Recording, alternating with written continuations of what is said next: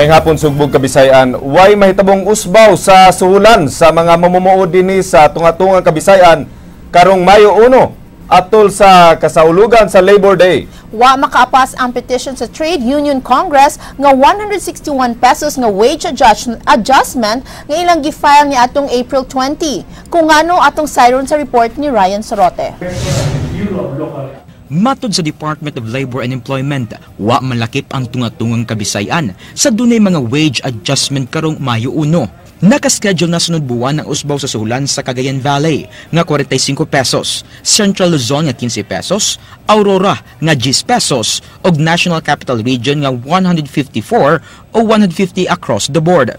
Wa makaapas ang petisyon sa Trade Union Congress nga 161 pesos nga wage adjustment nga ilang gi-file niadtong Abril 20. Ang petisyon natuki lang kagahapon sa Regional Tripartite Wages and Productivity Board meeting. Gimando ni Dole 7 Director Ezekiel Sarcauga ang pag-review sa kasamtangang kahimtang sa rehiyon kung dunay igong basihan ang ipangay nga wage adjustment sa TUCP. Using the process is already studying the socio-economic condition. The socio-economic condition tells it that this should be the way it should design. Then doon sila mag-design. Gitahasan sa pag-review ang mga government agencies sama sa National Economic Development Authority, Department of Agriculture, Department of Energy ug ubang mga ahensya. Ubos sa balaod, usa lang kausbaw sa suhulan matag tuig ang mapatuman sa usa ka rehiyon gawas lang kung dunay mga supervening factors sama sa kinalit nga pagsaka sa presyo sa lana, paliliton ug pag-igo sa kalibindad nga talagsaon lang nga mahitabo. The board before it considers whether it has to be addressed squarely or not, without waiting for the 10-day period, should be properly equipped with information and data given by the different agencies that I have mentioned. Oktubre sa miaging tuig na aprobahan sa RTWPB 7 ang 13 pesos nga usbaw sa sulan nga alang sa mga grupo sa mga mamumuo nga gamay ra kaayo.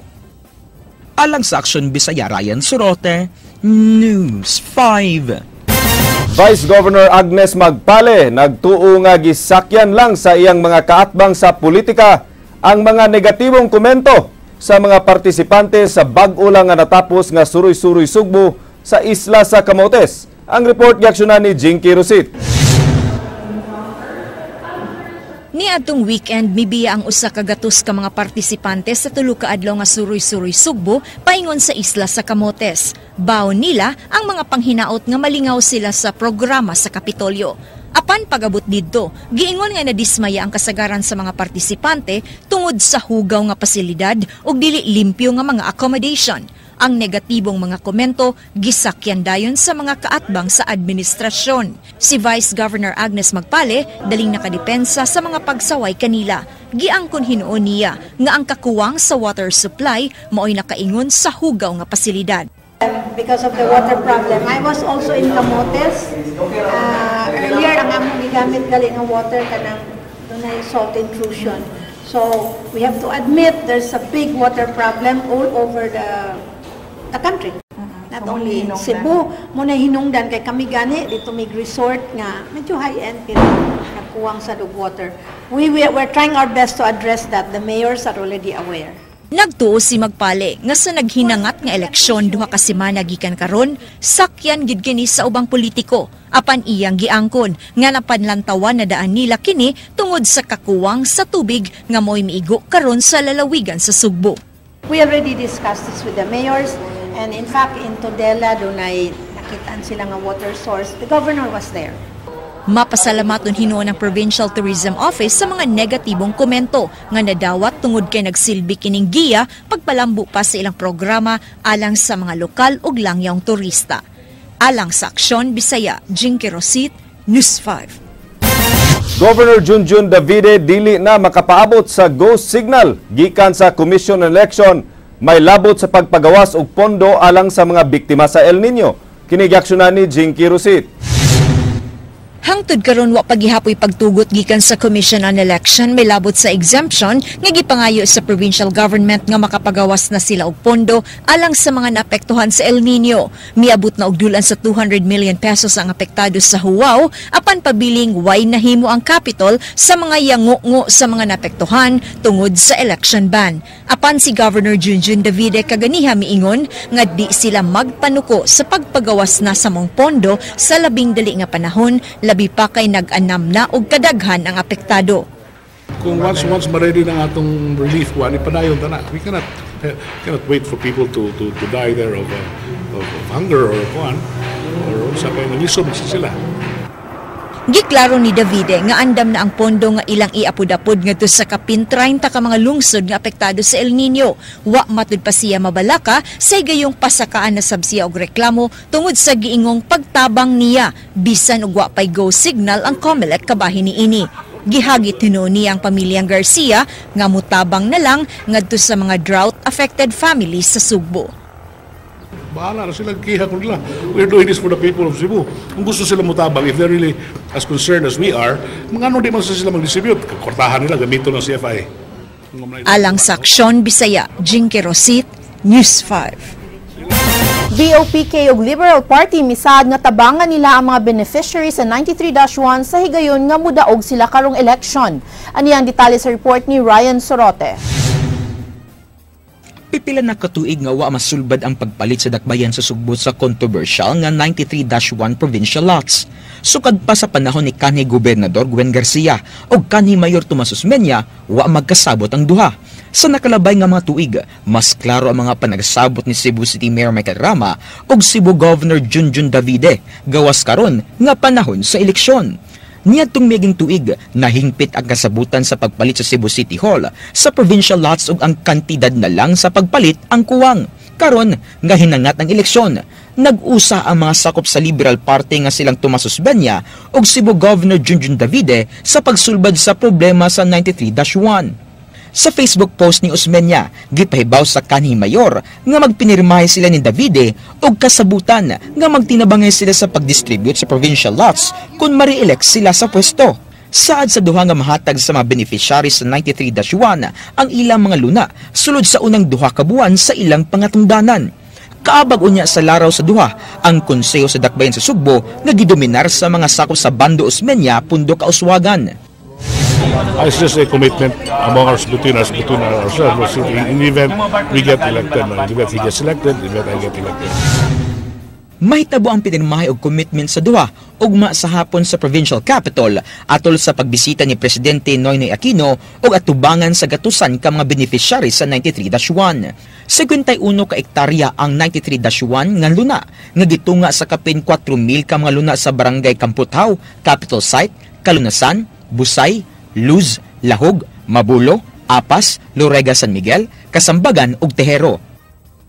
Alang sa Aksyon Bisaya, Ryan Sorote, News 5.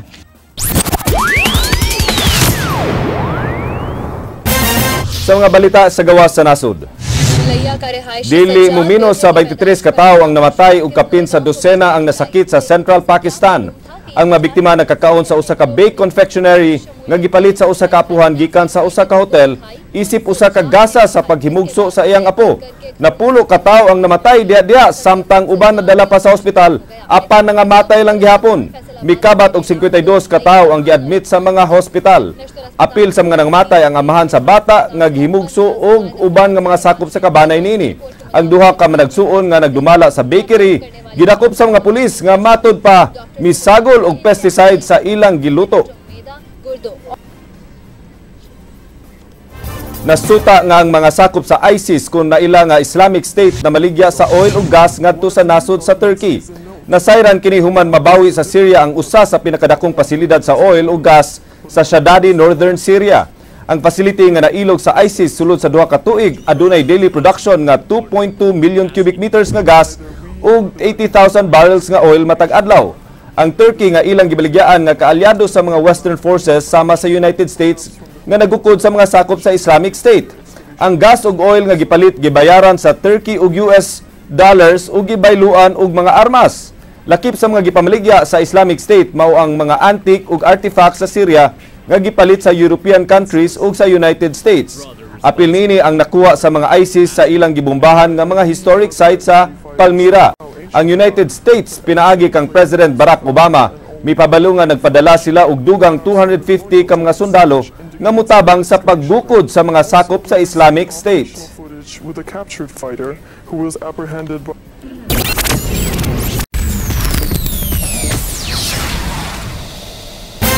COMELEC ni inspeksyon sa mga vote counting machines sulod sa warehouse at to-go pagsiguro nga ana kini sa mga kondisyon sa dili pa ang eleksyon.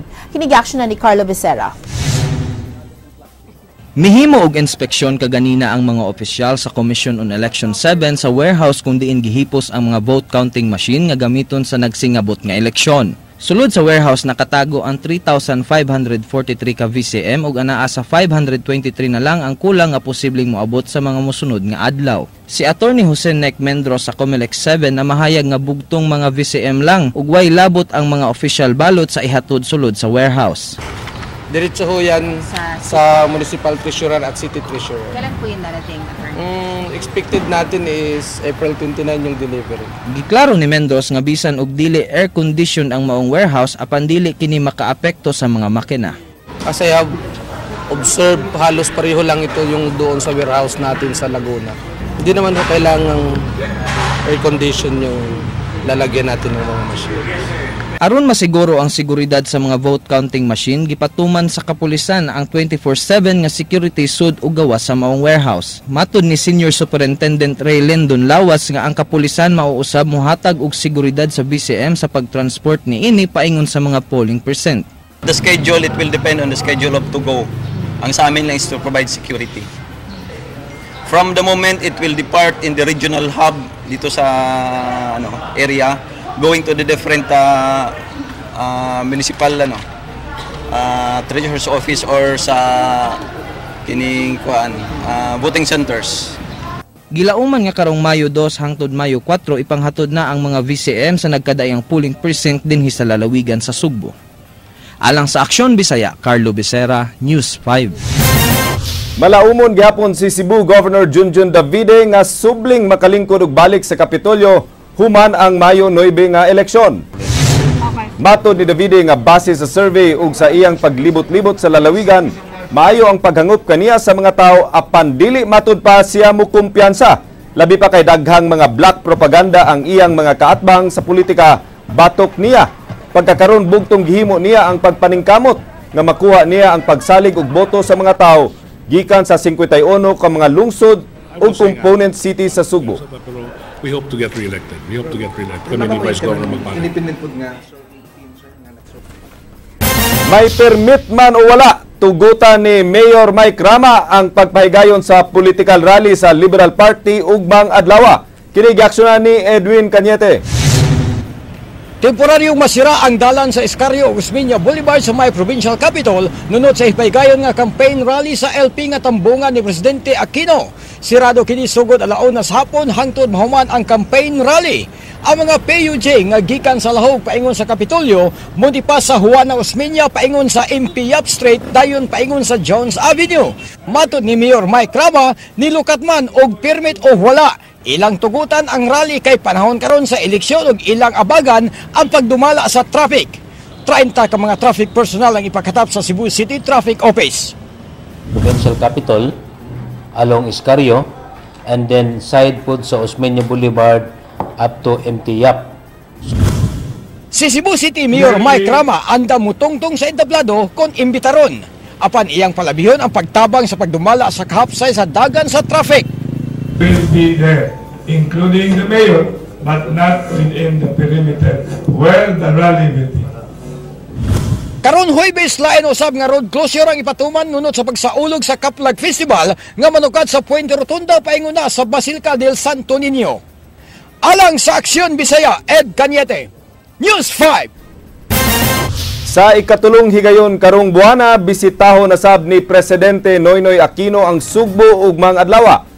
Lakip sa iyang pagbisita mao ang pagtambong sa proclamation rally sa BOPK. Ang report giaksyonan ni Kyle Shua. Ugmang adlaw, gitakda nga moabot dinhi sa syudad sa Subo si Presidente Noynoy Aquino alang sa usa ka selebrasyon sa Pre-Labor Day. Mutambong ang presidente sa usa ka pagdumala sa kalihukan sa Department of Labor and Employment nga ipahigayon sa Mandawi Sports Center o sa Cultural Center. Atol sa pag-abot ni Presidente Noynoy Aquino ugma, ipahigayon usab ang proclamation rally alang sa mga lokal nga kandidato sa partidong Bando Osmeña Pundok Kauswagan kun BOPK sa pagpanguna ni kanhi Mayor Tomas Osmeña. Doon ay na-activity dito murang nala sa tanawon nga facility material or building, doon ay mga activities ito sa labor, no? And also the rally here in Cebu City. Gilauman nga mutambong sa rally si Presidente Aquino og ang local slate sa partidong Liberal Party agig suporta sa maong kalihukan.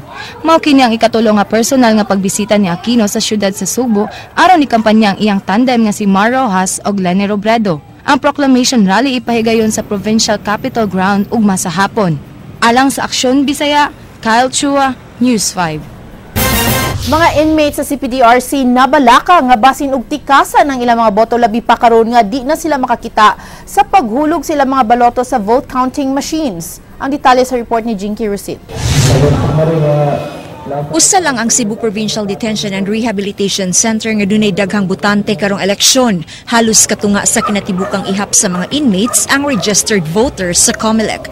Apan karong Mayo 9, di na sila mahimong mupili og local candidates. Bugtong nasyonal nga kandidato lang ang pwede nilang botaran base sa bagong mando sa Korte Suprema.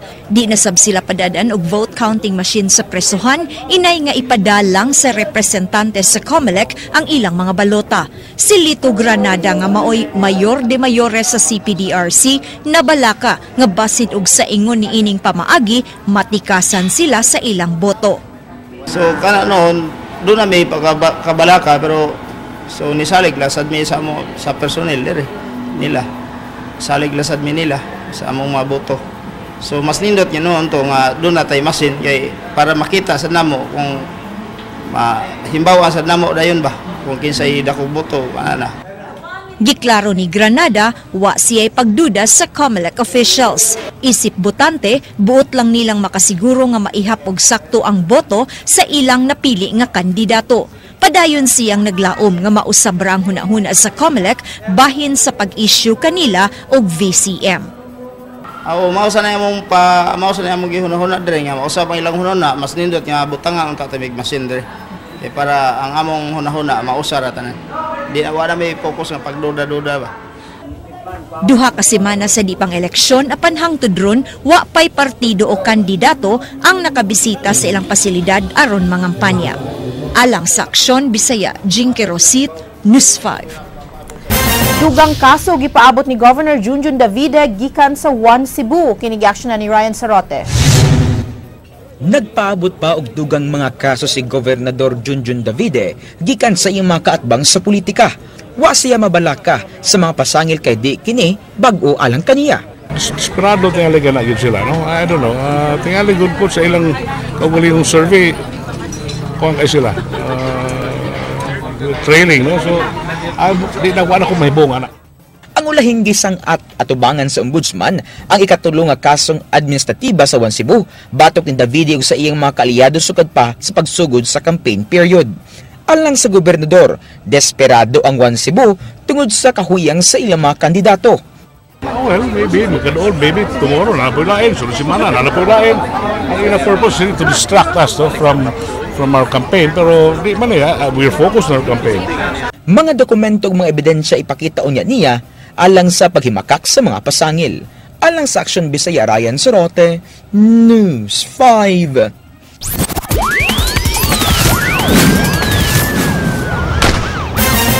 Mayor Mike Rama may reklamo nga police officials gimanduan sa paghatag og pabor sa Liberal Party karong eleksyon. Iyang gibutyag nga makadawat og bonus ang mga police officials kung makadaog sa Liberal Party sa ilang lugar. Kini gi-aksyonan ni Edwin Cañete. Gibutyag ni Mayor Mike Rama nga ang duha ka mga kanhi regional director sa kapulisan sa Central Visayas gipang ilisan tungod kay dili kini magpagamit sa partido sa administrasyon. Gibutyag ni Rama nga sila si Chief Superintendent Tam Banyas ug Chief Superintendent Manuel Gaerlan gipang ilisan kay dili magpagamit sa Liberal Party. Nawala ka si Rama human gipahibalo sa usa ka pulis opisyal sa Mando nga hatagan og bonus ang mga pulis officials kung mudaog ang mga kandidato sa LP sa ilang lugar. Gani iyang gibanduan ang hipi sa kapulisan sa Dakbayan sa Sugbo sa dili pagpatuman niini.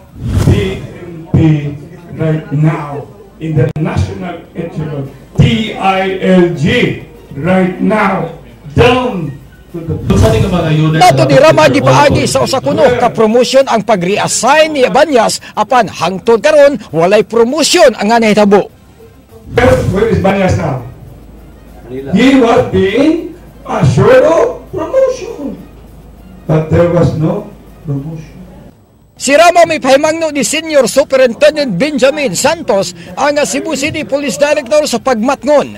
Question ni Rama ang reshuffling sa mga police official tungod kay usa kini kagidili atol sa election period. Gimanduan niya si Santos sa pagdili pagtuman sa pag-ili sa mga hipi sa mga police station sa Dakbayan sa Sugbo sa mga police official nga magamit sa Liberal Party. Follow that. Because I have my mandate in the local government code and mandate in Napolco. Alang sa Aksyon Bisaya, Ed Cañete, News 5. Igsoon sa kandidato pagkakonsehal sa One Cebu sa Barili gipangita sa kapulisan tungod sa pasangil sa pagpamaligya og shabu. Kini giaksyonan ni Jonah Godinez. Usa ang nadakpan sa buy-bust operation nga gihimo sa Arsog RID7 inubanan sa PDEA 7 sa sitio Tayong Barangay Gibuangan, Barili, Cebu kaganinang kadlawon. Si Erwin Libradilla Flores kinsa maoray nadakpan samtang nakaikyas ang mga kauban niini. Matod ni Superintendent George Ilanan, subject sa operasyon si Axel Gingoyon alias Ek-Ek, igsuon ni Barangay Captain Nelson Gingoyon nga mudagan sa pagkakonsehal sa lungsod sa Barili ubos sa partido nga One Cebu. One thing for sure lang, the report comes from residente sa mga kasilinganan sa subject na to. So, they live in the same barangay. O, dili ta makapamasangil, pero ang report manggugikan sa kasilinganan. Mga silingan na sa dang nag-report. Si Excel na ikyas pinaagi sa paglayat sa luyong bahin sa ilang balay. Si Erwin mao ang nahibilin sulod sa balay ug wala makaikyas tungod sa hubag sa iyang tiil. Runner suguon ko niya palit dito kuan ka na naram ko sa ilaha. Kabalo ka ning Wilson yung baligya. Oh, pero wala ko din na sa iyang kanang iyang ibaligyan. Nakuha gikan kang Erwin ang mga pakete sa shabu og kwarta nga mobalor og 450 pesos. Nakit-an sulod sa balay ang mga nagkalain-laing klase sa armas. Padayon pang gipahigayon karon ng hot pursuit operation batok kang Excel. Alang sa Aksyon Bisaya, Jonah Godinez, News 5. Suspetsado nga kawatan sa SRP na dakpan human na pusilan sa mga pulis kagabi. Ang suspect unang namusil sa usa ka gwardya sa SM Seaside human nasuko nga nasakpan sila sa gwardya. Kinigiaksyonan ni Leslie Caminada Vestil. Kritikal ang kahimtang sa security guard sa SM Seaside human po sila sa gidudahang kawatan. Pasado alas 12 kagabi sa SRP Mambaling Access Road, Dakbayan sa Sugbo. Ang biktima giila nga si Stephen Valles, 28 anyos nga taga Bourbon, Cebu, ug sakop sa GDS Security Agency. Ang suspect sa pagpamusil giila nga si Janelle Ray Bastida, 22 anyos, taga Sitio Lawis, Barangay Mambaling, Dakbayan sa Sugbo. Ang suspect gitabang sa mga sakop sa medical team human na po silan sa mga sakop sa Mambaling Police Station. Apan ang kauban sa suspetsado nga giila nga usa ka alan nakasibat human nakabantay sa pag-abot sa mga pulis. Ang mga suspect nga kawatan unang gisita sa gwardya. Nasuko kini og ilang gibato og itlog nga baho ang guard nga nag-duty atong higayuna. Ang gwardya may pablater unta sa nitabo ngadto sa mga pulis apan giatngan sa mga suspect og gipusil. Bikan litong motor. Ang dress kwan. Oh, dito magikan ang gwardya kaya gibato ni skimpang lagi og kwan baho nga itlog. Ya. Mo to pag-abot dia gisigihan man nagkamay diri. Kung pag-abot niya sa motor, kuha din timpang dato. Baka po, niya. Kung pag-abot niya diya, ang gusto rin naglingkod, naman si Pisil. Niya din Kaya hindi punong kabuto. Ang katong kuan gwardiya wa mo kapabuto. Na sa likod man siya sa iyang kuan, iyang motor kay gipirahan siya. Matud pa sa kapulisan, nutadong kawatan og badlungon ang suspect nga si General Ray Bastida. Kini ang gilang nga responsable sa sunod-sunod nga kawat sa SRP ug napriso na kini sa kasong pagpangawat. Di kaning biktima karon nga napusilan sa atong kauban, kani si General Ray Bastida. Suspect ni sa series na kawat diha sa ilahang area diha sa SRP Gate 3 particularly. Ang inhan sa suspect may angkon nga badlungon ang iyang anak apan iyang gimakak nga namusil kini. Angkon ko akong anak badlungon na pero disabled man taon na pwede ra man na nila ilagay kuno nang gikulata sa gwardiya pagkabuntag. Pero kung ingon silang namusil na di sa ko katuo ma'am kay wag mi pusil sa amoa. Kung naa man tingali ni pusila na ma'am kana siguro mga amigo ana niya kay daghan man na siya amigo nga mga kuan maluoy ba ana niya kay disabled man na siya. Gani may pasangil pa si Susima nga magdawatan sab og bahin ang mga gwardya sa halin sa mga makawat sa suspect. Apan gimakak ang pasangil sa security guard nga si Sofronias Luzano. Sulti siyang ginikanan sir nga kana kunong panghuwaon sa mga atong mga suspect diri duna daw bahin ang gwardya diri kanang labi na mabaligya na ko. Kana dili ko mo kuan tinuod na kay usa sana sa para ang gwardya madaot sag ba. Butangan nila og kanang daotan nga kuan aron ang gwardiya kuan madaot sag pero dili na tinuod. Nakuha sa crime scene ang 38 nga revolver ug 4 ka bala nga iya sa suspitsado ug kalibre 45 nga pistola nga iya sa biktimang gwardiya. Kasong frustrated homicide, kalapasan sa Kamalik Gunban ug direct assault ang isang at nga kaso batok sa dinakpan. Alang sa Aksyon Bisaya, Leslie Caminadi Vistil, News 5. Kapin sa 50 ka nagkalain-laing klase sa motorsiklo ang nasakmit kagabi sa gipahigayong joint operation sa Cebu City Police Office ug Highway Patrol Group 7. Kinigiaksyon na ni Ray Pasaporte. Gisugdan ang operasyon sa mga kapulisan alas 6 kagabi sa Barangay Pitos sa Dakbayan sa Subo. Gihimo ang subsub nga operasyon gumikan sa padayong nagkataas nga kaso sa karnaping sa mga motorsiklo. Din kasagaran niini gamiton sa iligal nga kalihukan o kahaibaligya ngadto sa laing probinsya. Rasyonali ano yung anong gibuhat ni nato no. Gumikan sa nagkataas ang statistic sa karnaping sa motor. Labi na din sa Region 7, particularly sa Cebu City. So ni-come up ang ato ang kadaguan ng kuan nga mag-conduct og one time big time in relation nga po ni sa Lambat Sibat. Ang Barangay Pitos mo'y napilian sa operasyon sa mga kapulisan kay ilang nakita nga mas daghang motorsiklo dinhi itandi sa ubang lugar sa Dakbayan sa Subo. Sa tanang krimen nga nahitabo dinhi sa Dakbayan sa Subo ug sa ubang lugar sa Central Visayas, ang motorsiklo mo'y sagad gamiton sa mga kriminal. Kini mo gini sa mga kasagaran gamiton nga himong penetration sa mga kuan kana populos nga mga kriminal nya kung musulod sila sa area nga kamay ang kalsada maghimusan sila og kanang getaway katong mga ubang madagko nato na sa mga highway. Sa amateur video, gikarga ang tanang motorsiklo ining dikarga sa Cebu City Government ug gidala sa Camp Sotero Cabahug sa Cebu City Police Office. Usa lang si Napoleon Ibali nga nakuhaan sa motorsiklo. Humanapakya siya sa pagpakita og papeles. Apan iyang giklaro nga tulo pa kabuan pa niya kining giutang og giproseso pa ang mga dokumento. Impaon lagi kay atlan nga checkpoint unya wa pa may registration pa man. Mga tulong kabuan pa na ikan karon. Duha ka pinala. So unsa may kuan ani? Himuon mo ani unsa may kuan sa taga-speed?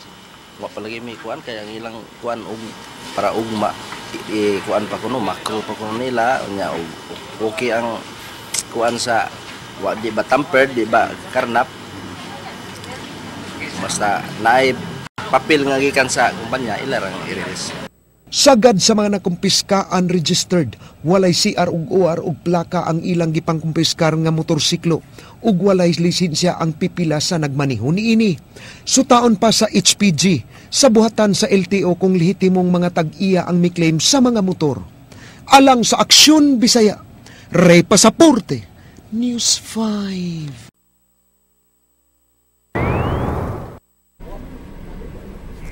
Malukat na dinhi sa Subo ang mga papeles nga adto lang makuha sa Central Office sa Maritime Industry Authority. Kinigiaksyon na ni KZ Abanalo. Bagong opisina sa Maritime Industry Authority Regional 7 tukuron sa Sudlon, Barangay Lahog, Dakbayan sa Sugbo. Ang 3-story building tukuron sa Luna nga gipagamit sa Kapitolyo sa Marina Region 7. Ang budget gikan sa Department of Public Works and Highways pinaagi sa Angkla Party List. So actually, matagal na tayo nag-uumpisa. Many of the processes have been devolved to Cebu. Pero yung eventually, final devolution will be pag natayo na yung and that's this year. Tumong sa pagtukod sa bagong building ang pagpatuman sa pag-decentralize sa pagkuhag mga dokumento sa mga seaman. Pagkakaroon sa kauluhan pa ma-process ang mga dokumento. So once you present data and information, relevancy, as well as substantial contribution to the country, they will listen to you. So hard work was done to initiate bills becoming a law, and hard work was done to present the program why the maritime industry is important. Adunay kapin 15,000 ka mga graduates nga mga seafarers sa Pilipinas matag tuig. 30% sa mga seafarers sa kalibutan gikan sa Pilipinas o gisundan sa Russia o China nga dunay tag 8%. Gawa sa Sugbo, tukuran sab sa DPWH ug mga bagong marina office ang Western Visayas ug Caraga region sa budget nga 180 million pesos. Karong tuiga sugdan ang pagpatukod sa building nga matapos sunod tuig. Alang sa Aksyon Bisaya, KZ Abanalo, News 5.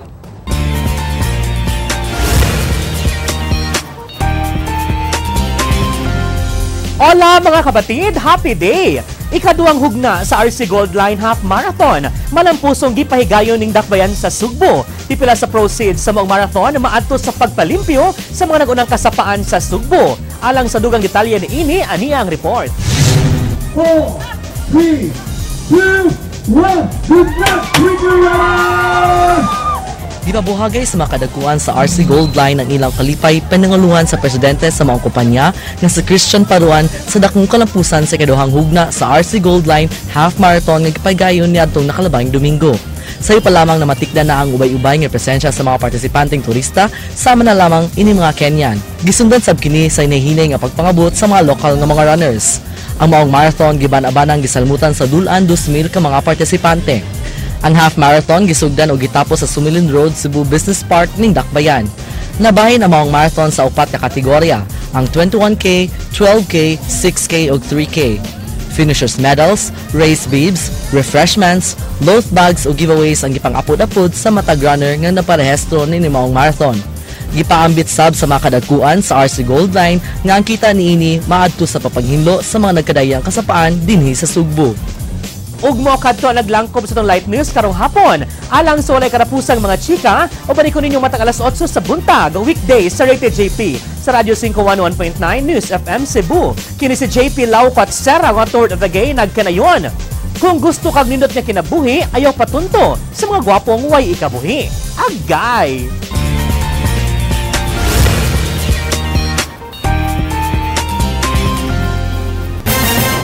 At tangin ninyo ugma sa Rated JP alas 8 ngadto sa alas 9 mugesta Attorney Georgia. Yes. Sa programa para mahisgutan nato ang politika. Ato maabot na eleksyon. Okay. Walay away, storya lang ta. Storya lang. At tangin ninyo, ito na ugma sa Rated JP. Nainiingon ako mag-away lang daw ta. Off camera. Off camera. Kung sa inyo makita, mas grabe pa. Maugkadto ang mga balita sa Aksyon Bisaya, kini si Glenn Soco. Daghang salamat ako si Georgia Herrera. Bisan asa, bisan kanusa, kapatid. Kay dilang kutob sa balita. Aksyon!